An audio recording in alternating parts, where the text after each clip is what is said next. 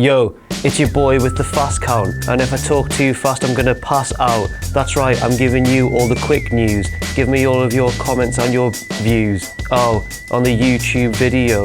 On YouTube, not on Vimeo. Oh, Daily Motion's there too, but I'm on YouTube coming at you. Oh, I'm gonna stop there. Hey everyone, it's Jack from WhatCulture.com, and you're watching the fast count.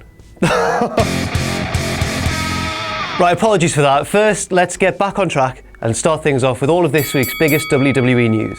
First off, there was a very important match over on NXT. Now, Finn Balor and Shinsuke Nakamura had a match that many thought would determine the next challenger for Samoa Joe's NXT Championship, but at the start of the show, Joe came out and said the opposite. He said that everyone's assuming that this match is for the next #1 contender. I don't think they're worthy of it. It was a really good heel promo.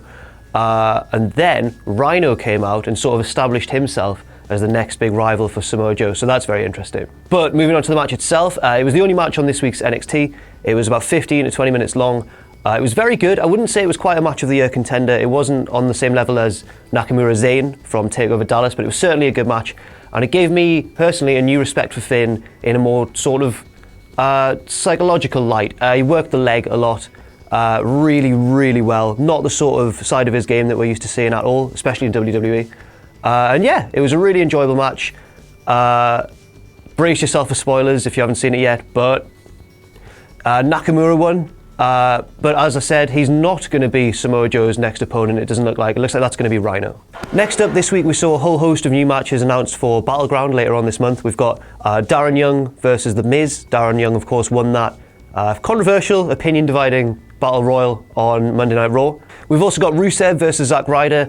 I wouldn't expect WWE to throw Ryder another one of the few bones he's been thrown over the course of his career. I don't think he's going to win this one. I think they're building Rusev up as a really strong US champion. Could be a good match. They're both good in the ring.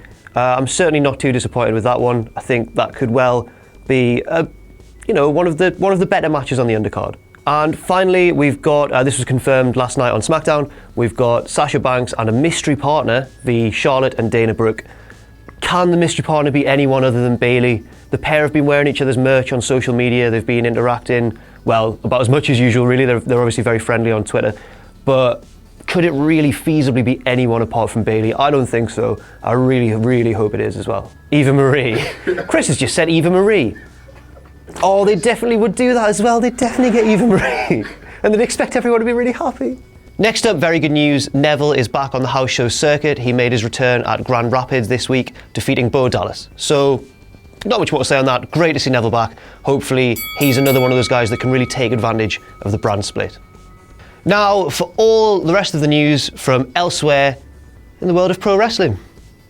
Are you expecting me to say anything else? Also this week, over in Lucha Underground, we saw the second part of their 3-part pay-per-view, sort of spectacular Ultima Lucha Dos, Part Dos, and they were only fittingly in theme with the number 2 thing. There were 2 matches on the show.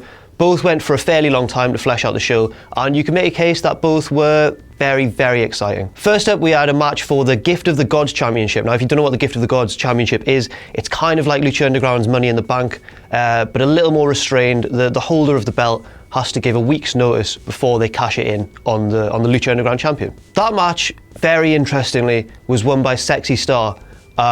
It's potentially the only time that I can think of that a woman has held such a prestigious sort of position in a company.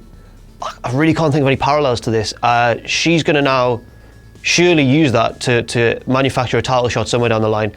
And it's just really groundbreaking stuff from Lucha Underground once again. Second match on the show, King Cuerno fought Mil Muertes in a death match. It was the sort of the culmination of their really intense feud. And sadly, because I absolutely love King Cuerno, he lost. Mil Muertes won. It was probably the right booking decision, you could argue. But man, if you don't know why I think King Cuerno's cool, just Google him. He looks awesome. He's got a fantastic moveset. He's very exciting. He's a very dark, intense character. He's a bit of an anti-hero, which Lucha Underground kind of specialise in.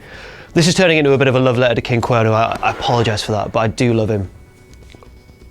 Second piece of news from elsewhere in the world of wrestling now. My close personal friend, Kenny McIntosh, is currently in the midst of his Inside the Ropes tour with Paul Heyman. And you might have seen that shit went down, sorry for swearing, at the London show. Will Ospreay was in attendance alongside Marty Scurll, and Will was invited onto the stage by Paul Heyman, who proceeded to pull out and offer him, very theatrically as you can imagine, an Evolve contract. Ospreay was, I don't think he knew that it was going to happen. He was visibly sort of moved. Heyman said, don't, make any decisions now, finish your obligations in Japan, all that sort of stuff. But basically, that sort of implies that Ospreay could well find himself to NXT and maybe even WWE in the future. So, really interesting stuff. And finally, just a quick little recap of the recent episode of TNA Impact. Matt Hardy and Jeff Hardy, brother Nero, because he lost the rights to the Hardy name, obviously. They're still going at it, their feud is still continuing. Matt Hardy says that he wants to break Jeff, he wants to break his spirit, he wants to make him his servant, his mule. And I think it might have been better if Jeff had really gone off the radar for a while, really fulfilled the stipulation. But it's an open-ended thing, we'll see where it goes. Then at the end of the show, Mike Bennett brought out Moose, who is of course appearing later on at WCPW, the former Ring of Honor sort of wrestler and powerhouse. He's absolutely massive and terrifying. And we'll definitely be keeping a keen eye on him because he's really got the look, the ability and just the sheer strength to make an instant impact in TNA. Now for all of this week's delectable takeaways. First of all, what can we take away from the Cruiserweight Classic? The first episode in earnest of the tournament aired this week on the WWE Network. The main standouts were, of course, Kota Ibushi. He absolutely killed it in his main event match. Cedric Alexander looked very impressive. Gran Metalik, who's also wrestled in New Japan for quite a few years under a different name. Those guys all instantly showcased what they can do. Also, what I found very interesting was the format of the show. It was very, very MMA based. The referee gave both guys instructions at the start of the match. At the end of each match, he'd raise the winner's hand. They were encouraged to shake hands before the bell, which is kind of a Ring of Honor thing as well.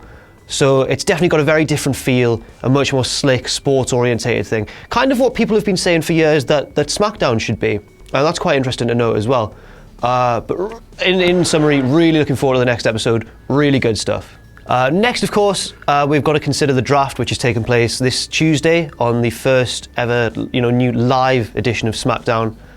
Shane and Stephanie will be making their respective picks, and I'm going to say who's going to be called up from NXT, because there's been rumours of American Alpha being called up. Bayley, of course, could find herself the mystery partner at Battleground. We've got the fact that neither Finn nor Nakamura have been established as the next #1 contender for Samoa Joe's NXT title. Could one of those guys be called up? You can definitely see Shane McMahon being the sort of character that would introduce sort of a radical new person like that. You've also got to consider who's going to end up on SmackDown, especially because we think that's where the new title is going to end up and who's going to be elevated because of that as well. And now moving slightly ahead towards the latter half of the month, where you look at Battleground. Is it going to be a good show?